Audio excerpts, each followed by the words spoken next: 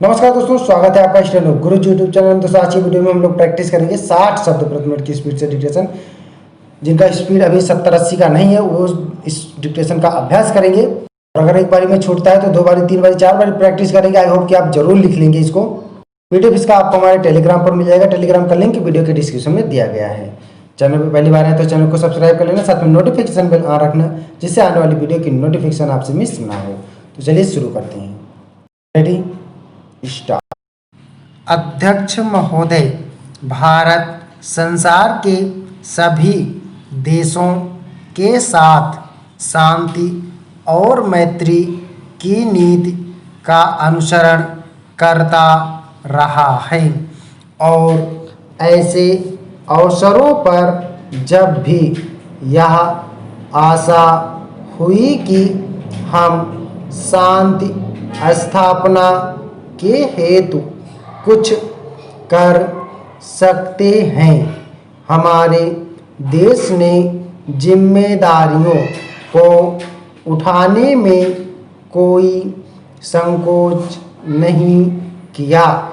Korea में मेरी सरकार ने तटस्थ राष्ट्रीय प्रत्यावर्तन आयोग की अध्यक्षता स्वीकार की और युद्ध बंदियों के भविष्य के संबंध में अंतिम निर्णय होने तक उनकी देखभाल के लिए संरक्षण सेना वहां भेजी।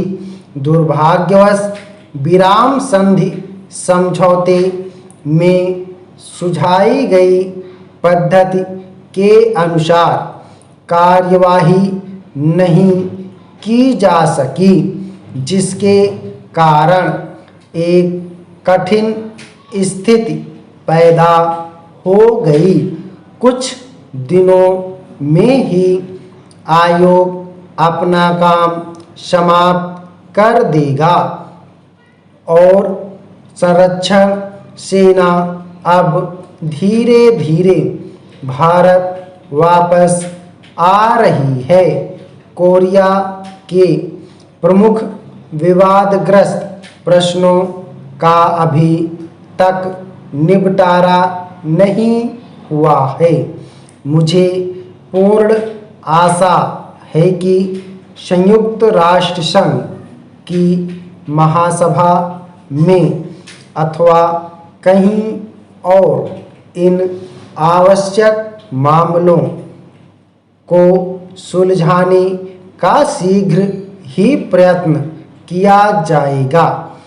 आप सबकी ओर से और अपनी ओर से मैं कोरिया में तटस्थ राष्ट्रीय प्रत्यावर्तन आयोग में अपने प्रतिनिधियों और संरक्षण सेना के अधिकारियों तथा सिपाहियों की इस बात के लिए प्रशंसा करना चाहूँगा कि उन्होंने एक कठिन और नाजुक काम को बड़ी योग्यता तथा निष्पक्षता के साथ निभाया। विदेशों से भारत के संबंध मैत्रीपूर्ण बने रहे हैं, यद्यपि कभी कभी गलतफहमियां पैदा हो जाती हैं। इस समय मेरी सरकार के प्रतिनिधि चीनी गणतंत्र की सरकार से तिब्बत के संबंध में सामान्य हित के विभिन्न मामलों पर बातचीत कर रहे हैं। मुझे पूरी आशा है कि इस बातचीत के परिणाम स्वरूप सभी विशिष्ट समस्याओं के बारे में समझौता हो सकेगा।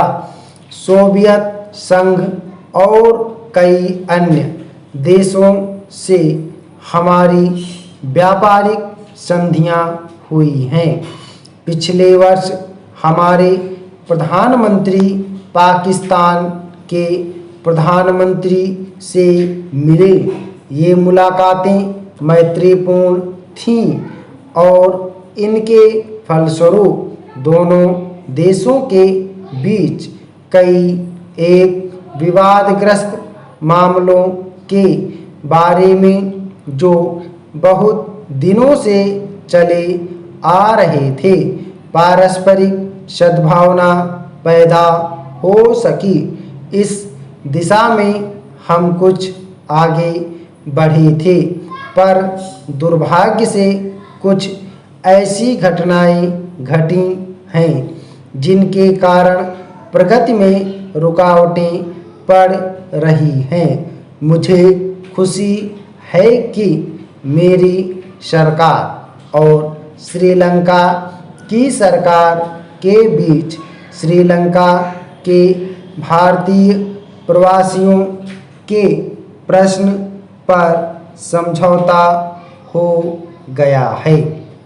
इस समझौते द्वारा उक्त समस्या का अंतिम रूप से निपटारा नहीं होता, परंतु उस दिशा में यह पहला कदम है और समस्या के हल के लिए गंभीर प्रयास है। इसलिए मैं इसका स्वागत करता हूँ। अपने पड़ोसी राष्ट्रों श्रीलंका तथा बर्मा से जिनके साथ हमारी भौगोलिक ही नहीं बल्कि चिरकाल से सांस्कृतिक संबंध भी हैं, मैत्रीपूर्ण संबंध को उन्नत करने का मेरी सरकार सतत प्रयत्न करती रही है। पश्चिमी एशिया के देशों और मिस्र के साथ हमारे संबंध मैत्रीपूर्ण और पारस्परिक सहयोग के रहे हैं।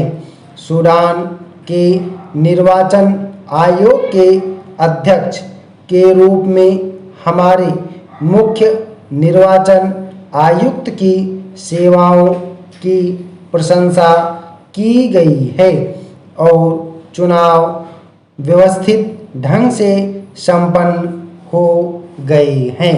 स्टॉप। ओके दोस्तों, आप लोग इसको प्रैक्टिस करिएगा। 60 वर्ड प्रति मिनट की स्पीड से था। उम्मीद करता हूँ कि वीडियो आपको पसंद आया होगा, तो वीडियो को लाइक कर देना और चैनल पर पहली बार आए तो सब्सक्राइब कर लेना, साथ में घंटी के बटन को ऑन रखना जिससे इंपॉर्टेंट वीडियो आपसे मिस ना हो। मिलते हैं अगले वीडियो में नेट डिक्टेशन के साथ। तब तक के लिए बाय। Thanks for watching. जय हिंद, जय भारत।